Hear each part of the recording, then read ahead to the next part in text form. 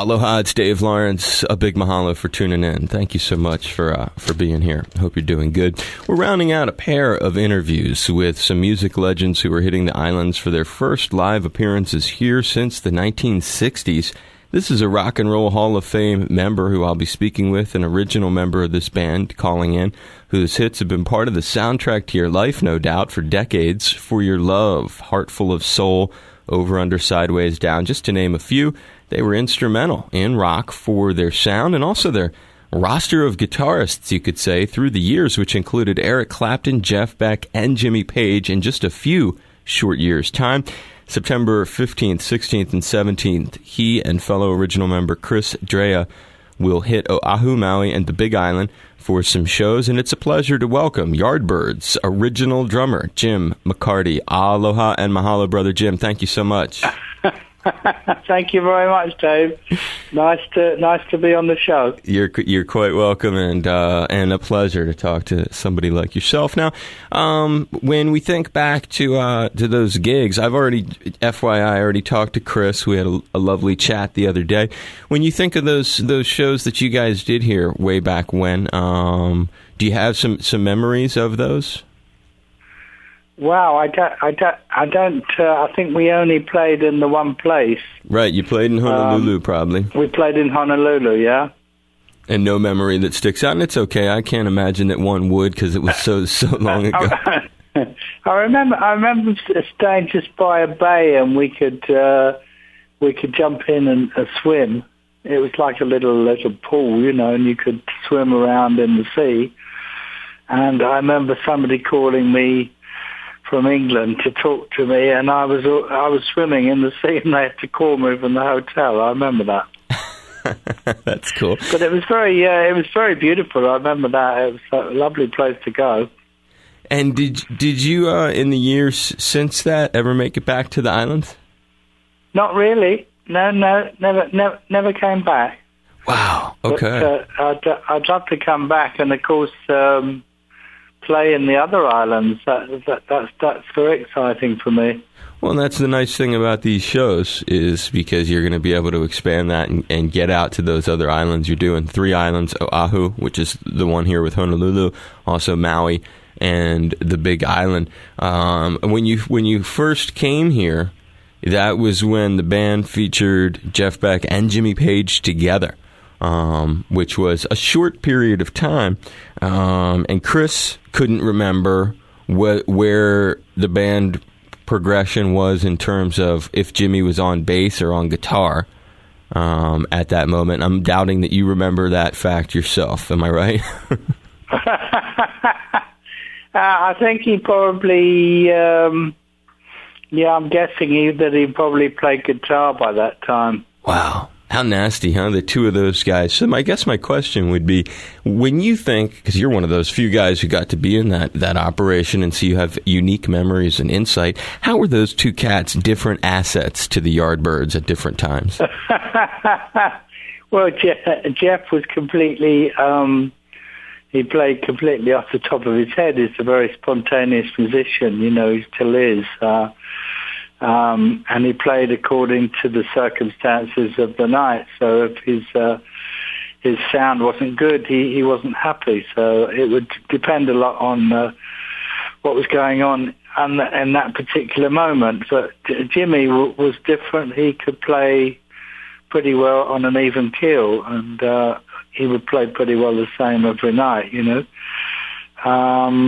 So they were very different. They're quite opposite ends of the scale. So from what you're saying and from what I already sort of know about these cats, Jimmy was very structured and would come up with the same sort of bit and want to replicate it night after night. And Jeff would want to play. Jeff would want to go off the cuff and just sort of experiment. Exactly. And so with Jeff, you never knew quite what was going to happen. And with Jimmy, you always did know sort of that it was going to be cool, And when they hit it off on a good night, it was very, very good indeed. And but that was probably about one night in 10. Right. Yeah, sure, and those things do factor in over the long haul, whether or not the personality or other clashes are gonna weigh down the potential musical chemistry or spark. When you think comparing those two guys with Eric Clapton, how would you think of Eric as a further difference? Well, he'd be different in that he was, extremely dedicated. I mean, he would always play very well on the night. Not so spontaneous, but a very dedicated blues player. To the real spirit of the blues and try and play it in a very authentic way, which was quite different to the others in a way because they sort of gone past the blues really. That's true. They were both more experimenting than him by a mile. You're right. That's and also to some degree that would play out over the rest of their careers. I'm thinking as you're talking of how the three of them evolved, because all of you were very, very young at the time, which also leads me to wonder. And granted, you were at a different point in your lives, and we all do things and say things we regret at times as we grow older. But your recollection of the three guys in terms of personalities, which one did you find you were closest to or got along with the best? I got along with all of them. I had a sort of relationship of a comical nature, so we'd all have our own little jokes, But I think probably I was closest to Jeff out of all of them. Off the stage sort of thing. When we were on the stage, it was different, but Jeff's been a sort of pretty loyal friend, and I've seen more of Jeff since the Yardbirds split up as well, So I think I got on with him better, but I got on with all of them, really. In those years since, and I guess that was really my next question, you sort of led the way, is Jeff, of those three, is he the only one who's like a present-day friend, or would you count the other two guys as like, are they in your cell phone too? Where do you stand with the three today? Yeah, well, I must say I haven't seen Eric for a long time, so he's sort of a bit out the window now. I haven't really had any conversation with him for many years, but the other two I have. Jeff's become quite busy lately, as you know, and yes, he has. I mean, he's had a new manager for the last couple of years, and so I haven't really seen much of him for a couple of years. I've seen Jimmy. He came to a show. Well, that was a couple of years ago as well. So I don't see them, every other week, but now and then, weddings and funerals, I guess. Still nice company to keep, Brother Jim, for sure. Well, yeah. And of their playing styles, is there one of those cats that you're most fond of? Or I guess it's very easy to understand how you would have sort of an equal impression for all of them. Well, yeah, I think Jeff does have the edge in that he does think of things that are quite beyond anyone else, and very, very unusual. So I would say he had the edge on the others, but that, of course, how can you criticize any of them? They're all brilliant. They really are, and it's such a privilege that you've gotten to have this kind of. And it's crazy names to think of the cats that we're talking about, and you're a first-hand witness to the whole damn thing. How many times did you guys get to open for the Beatles? How many shows? Well, I can off the top of my head, I can think of there was a Beatles Christmas show which went on for a whole week, which was in London. We opened for them there, and we also opened for them in Paris, but that was just a one-off. So I think that was probably as much as we did. There may be another one, but I can't remember that one. Sure. So okay, that's plenty to talk about. So the week of Christmas shows. What's the venue of that? That was the Hammersmith Odeon, which is now called the London Apollo. It was just a cinema at the time, and often in around England you'd have rock shows in cinemas, like a tour would go around the cinemas playing, and be lots of different bands on. But this one was all in the same place. And is that's called the Hammersmith? Hammersmith Odeon. Yeah, I know, right. And now it's the Hammersmith Apollo. Yeah. Right. Okay. So that's the one. Yeah, I know. I'm familiar with that. Where a lot of great heavy metal shows have happened too. Right. Like Black Sabbath and some pretty important bands. So you guys did what, like 5 nights, 6 nights, something like that? I think it was probably 5 or 6 nights. Yeah. And the same show, same lineup every night. How did you get that kind of gig, Jim? I think we got it because they were all the Beatles plus all the Liverpool band. All the other bands were something to do with Brian Epstein. I think he was the manager for. I can't remember exactly all the other bands on, but. There were various people on that were managed by him, and we were the local band because Hammersmith is quite near to where we used to play in Richmond. It's in southwest London, and we were a local up-and-coming band, and they wanted to, have a local band on, I guess, and we were making waves at the time, and we were a new band, and so they got us on the show. How many groups played? How many bands? About half a dozen. Every night, 6 bands? Yeah.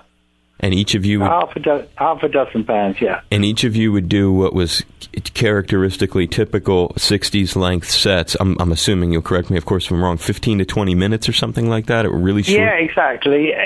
And...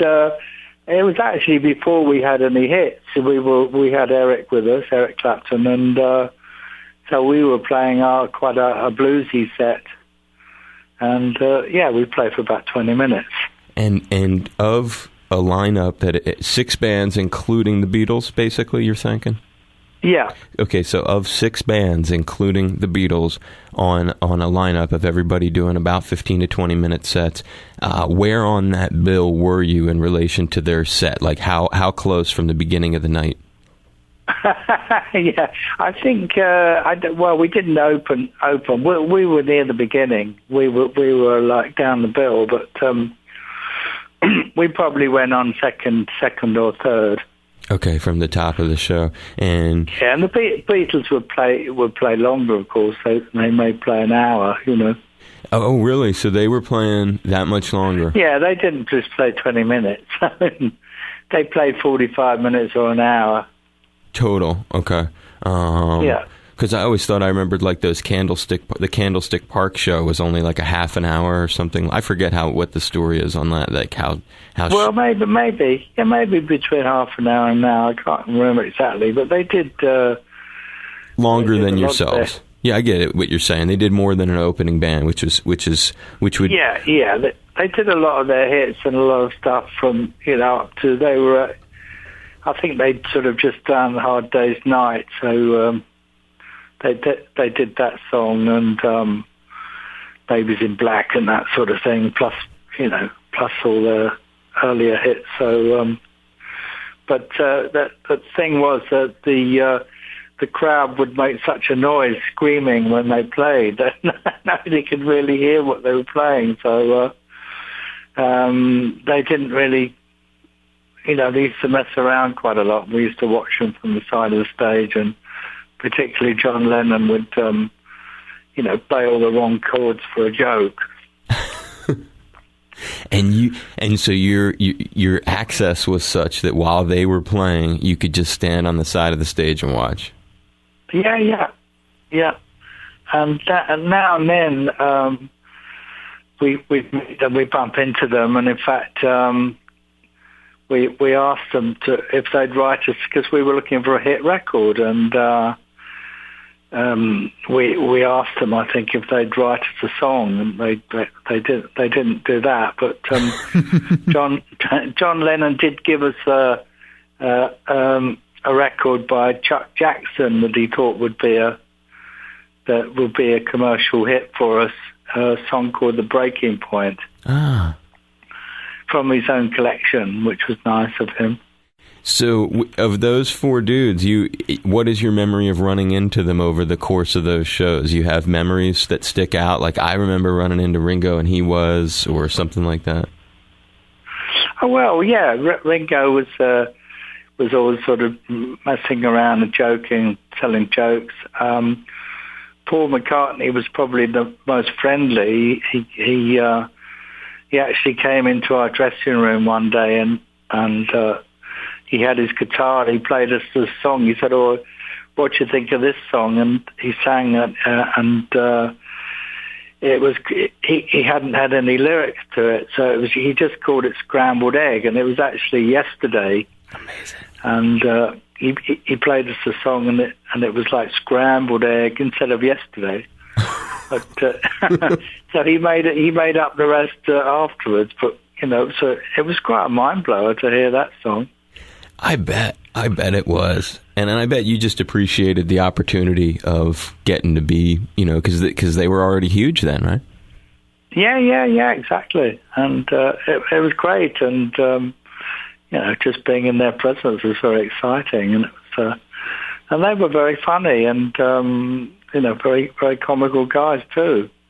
They really were characters, and when you look back, that's a great observation, and it's certainly one of the things, that wit, if you will, was a really powerful thing. And all these years later, when you watch them together, they did have this chemistry of joking and interacting. It was goofy and very visual oriented, huh? They were made to be in movies and stuff.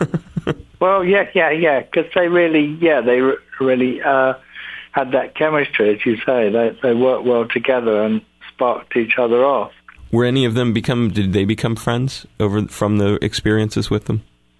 Well, I wouldn't say that, but I'd say Paul was always very friendly, and we saw him, fairly often at various gigs and things, and sometimes he'd show up on a tour and come and say hi, and so I wouldn't say he was a friend, but he was always very friendly when we saw him. And they were equally cool to you, the one-off show, I guess that was at the Olympia in Paris? No, that wasn't the Olympia. That was Palais des Sports. It's a big sort of sports...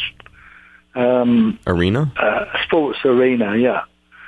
And that was funny because I remember that it was all men in the audience, and it wasn't like screaming girls. They were all French guys, and they were all singing the songs when they played them. Right, it was the beginning of the modern rock concert era. Yeah, exactly.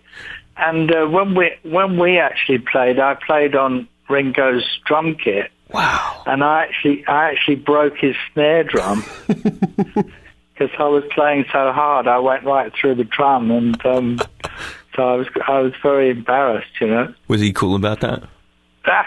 Yeah, but he came out and waved his fist at me, That's comedy. It's funny, Brother Jim. I'm actually a drummer too. I don't play regularly, but when I was a kid, I used to play quite a bit, and that's just right where I was wanting to get to. I wanted to just talk drummers with you for a moment, and especially after talking about one of rock's most famous drummers. Who are I'll do something. I always like to do this, and if I have a drummer guest, I'll tell you who my two favorite drummers are, if you'll tell me who your two favorite drummers are. Okay. And we'll start with you, obviously, because you're the guest. So, or we can start with me. We can start with either. If you want me to go first, I'll go. All first. right. Well, I don't know if I have any two favorites. There's a lot of different drummers that I used to like, We don't have to restrict it. It's definitely, and I like and respect that. So you can do like a little smattering if you want, a little smidge, a smear of drummers that you like. Okay, well, I used to like Joe Morello, and I liked Al Blaines and Ginger Baker, Keith Moon, of course, and Airto Moreira I quite like. He's like a Brazilian drummer, as you know. Oh, Airto, right. Yeah. So who are yours? My very two favorite that I sort of grew up thinking are my two favorite. I mean, I have others too, like you. So I'm not trying to disrespect the other guys I like a lot. But my two stylistic favorites would be John Bonham and Cozy Powell. Oh, right, yeah. Oh, right, okay. Real heavy drummers, yeah. Yeah, heavy drummers, and both countrymen of yours. Did you ever meet or interact with either of those guys? Yeah, I met both those guys. They were both nice people, and I think I only met them once or twice, but... you can remember meeting them? Sorry? You can remember meeting them. Like, what's your memory of meeting John Bonham? Well, I met John Bonham, and he was with another drummer whose name I can't remember now, but they were very drunk, and they were layering it up in a club, and they started throwing their drinks around. Wow. It wasn't a sort of real sort of rock and roll story, It wasn't Bill Ward from Black Sabbath, was it? No. I can't remember. Oh, I think it was a guy called Newman. Was it Andy Newman or Newman was his surname? I can't remember. Yeah. Christian. I think I know. I remember because I used to know a lot of little folklore about Zeppelin and what he would get into. How about Cozy Powell? What's your memory of him? Cozy, I just saw him. He was because he was very friendly with Jeff Beck too. Exactly. Because he played with Jeff, and I saw him at one of Jeff's parties. But we didn't really talk very much. But I remember with John Bonham, we were at a gig and Keith Relf's car had broken down, and I remember John came out and helped to push it. That's quality. Yeah, not really a very rock and roll story, but there we are. No, that's cool. I've interviewed his kid a couple times, Jason, and actually had him one time as a studio guest. I will have to say, and I saw that show, by the way. I was lucky enough to go to London and see when they reunited and had Jason on. Oh, you went to that, yeah, great. At the O2. So I can honestly tell you, I think he's a really good drummer too. I love the way he's so similar in some ways to his dad.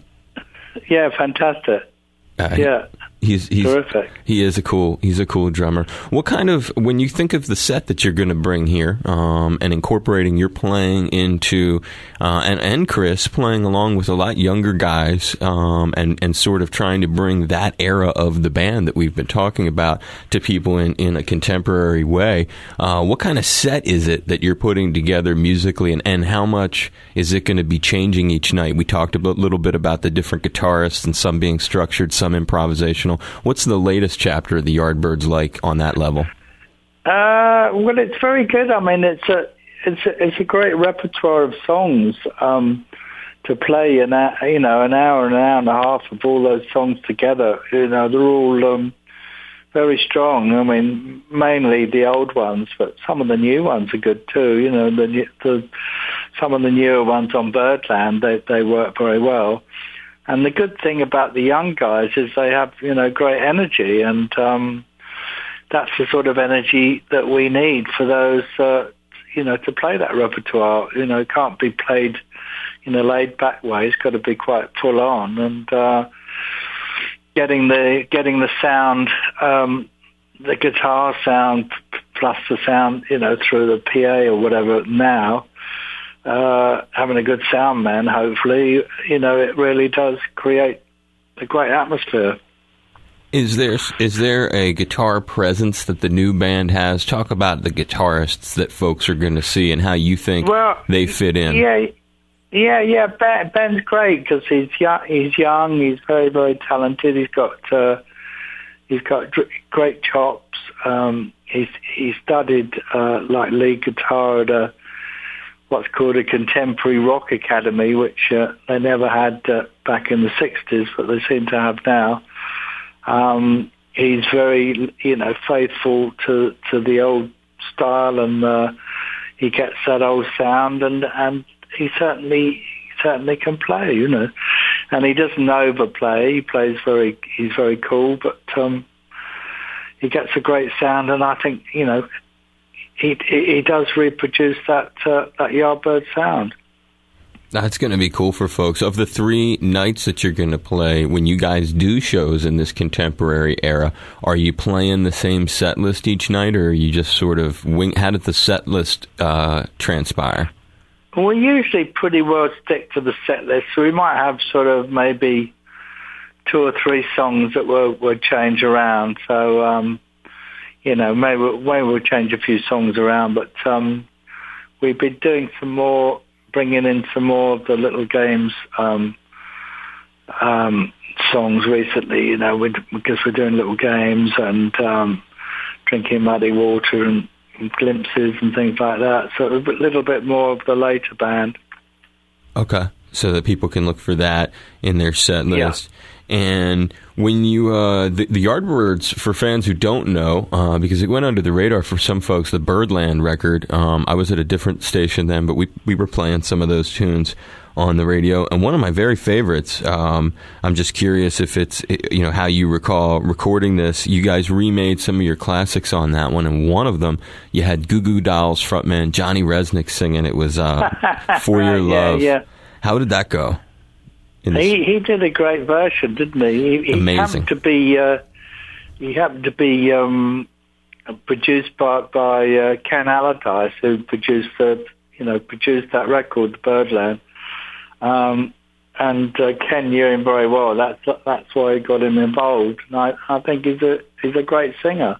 He certainly is. That's one of my favorites. What's a favorite track of yours from the record? From the record. Well, I think Steve Vai does a great job on Shapes of Things. That works really well, and also Happenings 10 Years Time Ago, I think works well. It's like a little bit different, and some of the newer things work. Please Don't Tell Me About the News. We'll probably play that on our set, and My Blind Life also, which worked very well, and that had Jeff playing on that one. So that was well in the Yardbirds style. Okay, there's going to be a nice potpourri. You mentioned Happenings 10 Years Time Ago. That was the one, or am I wrong? Is that the one that had John Paul Jones? You guys brought in to actually do something? Yeah, on the original. Yeah, John Paul played on that one. Yeah, he played the bass. And it was quite a lineup, because Jeff Beck and Jimmy Page both played guitar on that, and John Paul on drums. John Paul on bass and me on drums. So crazy talk, huh? Listen to you guys, all-star band over there coming together. As we wrap it up, certainly, are there any, when you think of the world you're in today, you're taking the band around and introducing it to folks, and it's really a different lineup for the group. It's a different era for the band too. When you're thinking about the contemporary rock scene that you're a part of, because you're out playing now, are there newer bands or any bands that are part of that scene that you like or that you listen to? Maybe a song that you hear on the radio or you check out their video? I guess there are some quite good bands around. I mean, it's difficult for bands now to really get something new, isn't it? Because a lot of it's been done before. Somebody like the White Stripes, seems to do the job. There's some. I also liked Aerosmith, although they're not that new, are they? But you do hear the odd track by bands, and I wouldn't like to say which particular tracks, or which bands, but yeah, there's a few going. Okay, that's cool. Just seeing where you were on different stuff that's out there today. Well, I'm looking forward to the visit, and when you get to Honolulu, I mentioned this to Chris. He was pretty cool about it. I'd love to, if it's possible, come by the sound check or whatever, the hotel lobby, wherever we can do it. Just record a short in-person interview with the two of you guys. Is that possible? That'd be good, yeah. So that's good. Okay, cool. I remember that. I do remember the last time we came, because when he got off the aeroplane, there was like some girls with garlands, and they put them over your neck, and they did a little dance. They probably don't do that anymore, do they? They depending on how you arrive, there may be some of that, but usually it's not probably quite as elaborate as what you went through back then. But that's a great memory for you, for sure, huh? Yeah. I like that. Right. Well, we'll hook up. I'll go through your publicist, but just 10, 15 minutes. It would mean a lot to me just to sort of put yeah, no problem, Dave. Okay. No problem. And was this okay? Was this an all right interview? Yeah, perfect. Very good. Kept you entertained? Yeah, very good. You weren't nodding off in there, okay? And I just try. I want to keep you thinking while we're talking. You're the man. I give you a big hug. I give you a high five, and I appreciate it. And it was a lot of fun. I'll reach out when you get here, and please travel safely in the interim. Okay, Dave. Thanks a lot for that. You're welcome. It was a lot of fun, brother. I look forward to it. Yeah, okay. Me too. Travel safe. I'll see you soon, Jim. Cheers. Cheers. Aloha. Bye.